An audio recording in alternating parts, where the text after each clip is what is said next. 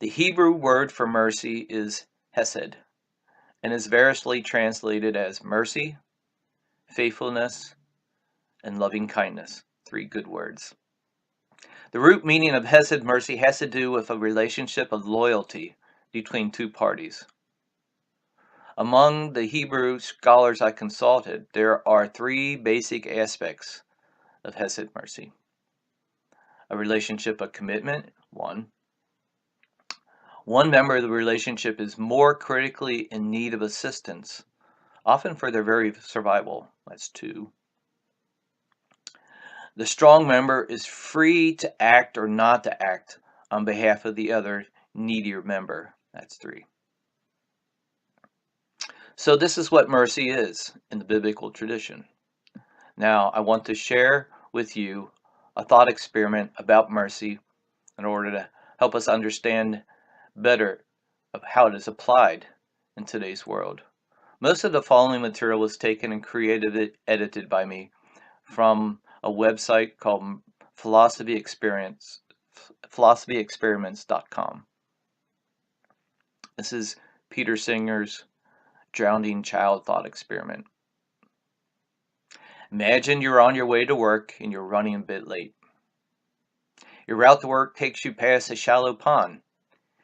You hear distressful sounds and see that a small child has fallen into the pond and appears to be struggling in the water. The child is crying in distress and seems to be at risk for drowning. You are relatively tall and strong, so you can easily wade in and pull the child out. However, the intervention will not come without some consequences for yourself. Although you'll come to no physical harm if you rescue the child, you will get your clothes wet and muddy, which means you'll have to go home to change and likely be late for work. The issue we're focusing on is whether you have a moral obligation to save the child, and whether it might be canceled in particular circumstances. Thus, the fact that others nearby or absent are not doing what ought to be done mean that you're no longer obligated to save the child. It is possible that by the time you reach the child, it may be already too late. Does the element of uncertainty mean that you're no longer obligated to try to save the child? Does the possibility that some of your money will be stolen from you while you're saving the child mean that you're no longer obligated to try to save the child?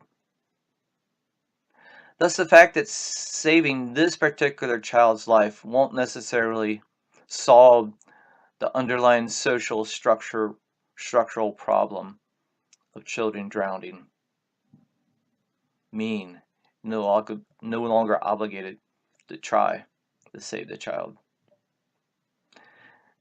Would it make any difference if the child were from far away or is now living in another country? And what if the child was of another culture? Or what if her skin was of a different shade than yours? But she was still in danger of death, and you could equally save her. Do you still have a moral obligation to try and save the child? The quote from Dostoevsky, remember, says, "Love in action is a harsh thing compared to dreaming about it."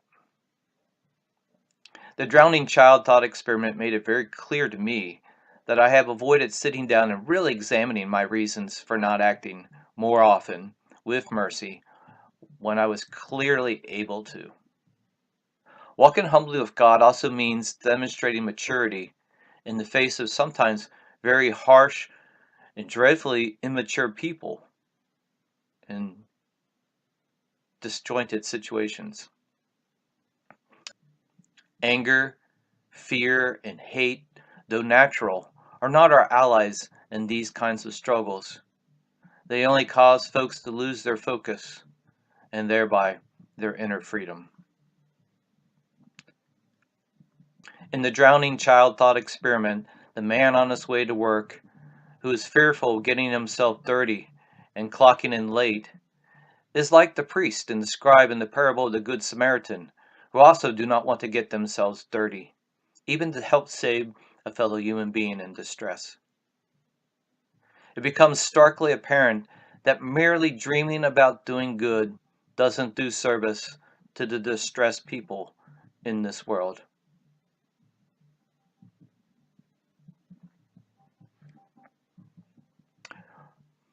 The dream that we are just fine and the world is just fine is a delusion if it convinces us that we have no need to get involved in distressful situations. We do.